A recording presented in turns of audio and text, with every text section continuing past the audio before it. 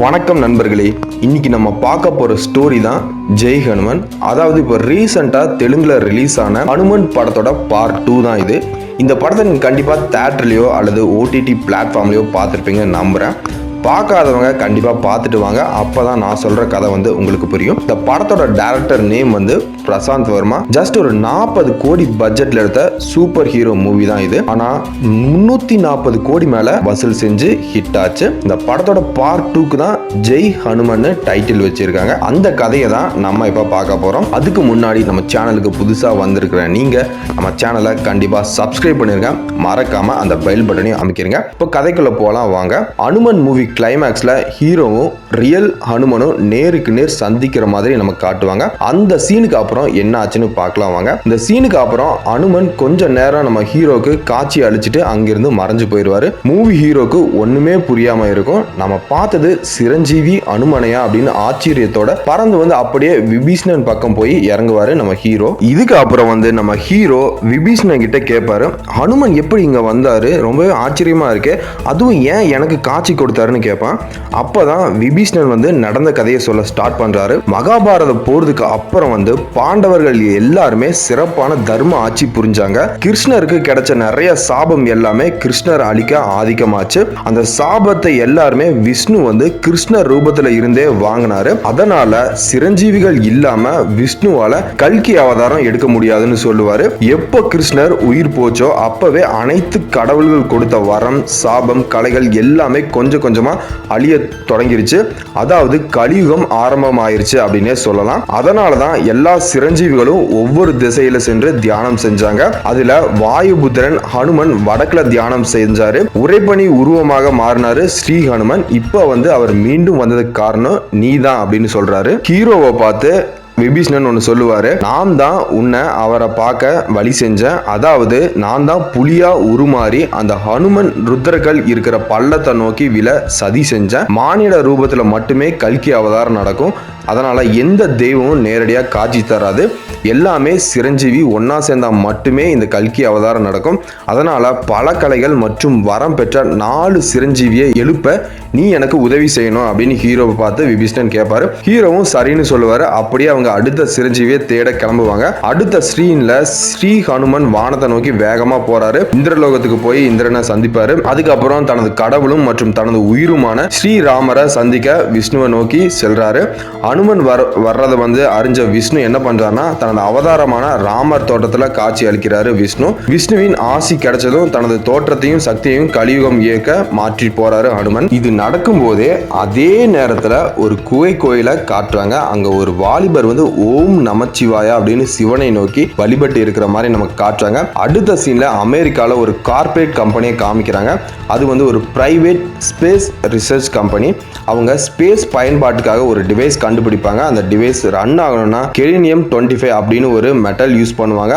அதுவும் சில நாட்களையே காலி ஆகிரும். ஸோ அந்த மெட்டல் கண்டுபிடிக்க ஒரு ரேடார் ரெடி பண்ணி அது மூலமா அந்த கெலினியம் 25 சவுத் இந்தியாவில் இருக்கு அப்படின்னு அந்த ரேடார் காமிக்கும். உடனே கார்பரேட் ஓனர் இந்தியாவுக்கு கிளம்புறாரு. இந்த கதையில மெயின் வில்லனே இவன் தான். அடுத்த சீன்ல சவுத் இந்தியாவில் ஒரு அழகான சிவன் கோயிலை காமிக்கிறாங்க. அந்த கோயில் மிகவே பழமை வாய்ந்த கோயில். அது சோழ தேசத்துக்கும் பாண்டிய தேசத்துக்கும் சொந்தமானது. கூடவே இந்த கோயில நிறைய பொக்கிசம், தங்கம்லாம் நிறைய இருக்கும். அதாவது கோயிலோட செக்யூரிட்டி ரொம்பவே பலமா இருக்கும் அப்படின்னு இதுல இருந்தே தெரிஞ்சுக்கலாம். இப்பதான் நம்ம ஹீரோ என்ட்ரி. உங்க ஓட்டு நம்ம சின்னத்துக்கே அப்படின்னு ஆர்ப்பாட்டத்தோட வருவாரு.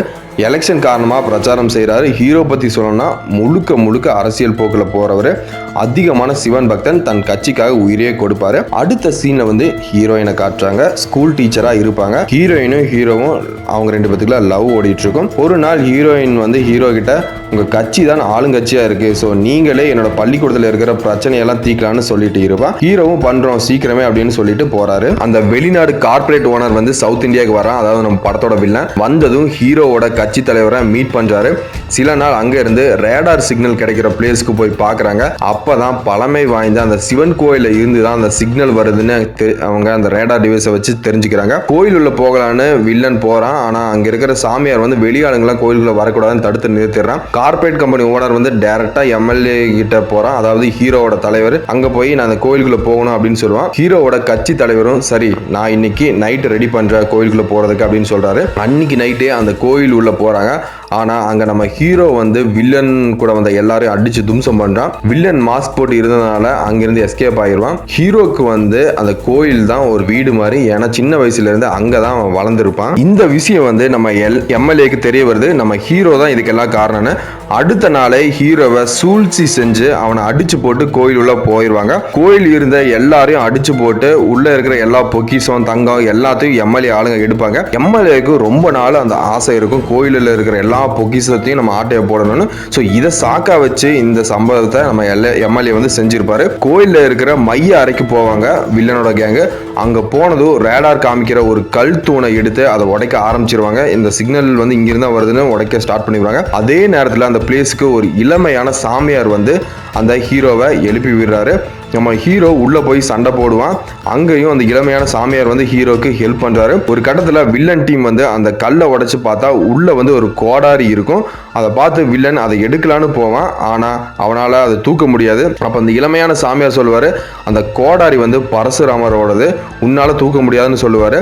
அதை தூக்க ஹனுமனால தான் முடியும், அந்த மனிதன் இதை வந்து மனிதனால தூக்க முடியாது அப்படின்னு சொல்லுவாரு. ஹீரோனாலையும் தூக்க முடியாம கஷ்டப்படுவார் அந்த கோடாரியா. அப்ப அகைன் வில்லனுக்கும் ஹீரோக்கும் ஃபைட் நடக்கும்.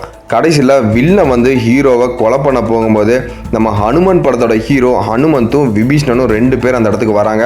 அப்போதான் ஹனுமந்த் வந்து அந்த கோடாரியை எடுத்து வில்லனை கொலை பண்ண போகும்போது நம்ம ஹீரோ ஹனுமந்த் கிட்ட இருக்கிற அந்த கோடாரியை வாங்கி வில்லனோட தலையை வெட்டி கொலை பண்றாரு.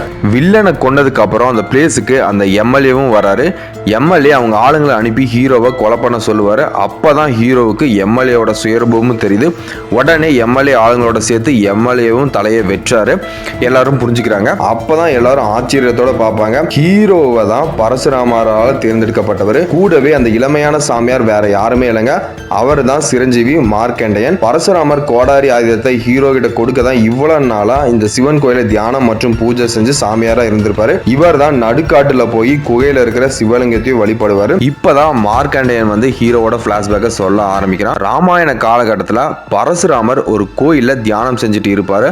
அப்ப அந்த வழியா ஒரு மரம் வெட்டுபவன் வந்து அந்த கோயில் பக்கத்தில் இருக்கிற எல்லா மரத்தையும் வெட்டிட்டு இருக்கிறான். பரசுராமர் தியானத்தில் தடை ஏற்பட்டு கடும் கோபத்தில் வெளியே வந்து அந்த நபரை வந்து எச்சரிக்கிறாரு. ஆனா அவனும் அதை வந்து கேட்காம மீண்டும் மீண்டும் மரத்தை வந்து வெட்டிட்டு இருக்கான். உடனே பரசுராமர் கோபப்பட்டு அவன் தலையை வந்து ஒரு கோடாரியால வெற்றாரு. அவனோட மனைவி அங்க வந்துட்டு பரசுராமர் செஞ்ச காரியத்தை பார்த்து கடும் கோபத்தில் சாப விடுறா.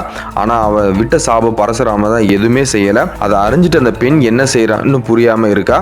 அப்போ பரசுராமர் அவருக்கு ஒரு வாக்கு கொடுக்கிறாரு. கலி உலகில் வந்து உன்னோட மகனை நான் என் அவதாரமா ஏற்றுக்கொள்றேன்னு சொல்லுவாரு. அதனால தான் நம்ம ஹீரோவால அந்த கோடாரியை தூக்க முடிஞ்சு. கிளைமேக்ஸ்ல பரசுராமர் காட்சி அளிப்பாரு.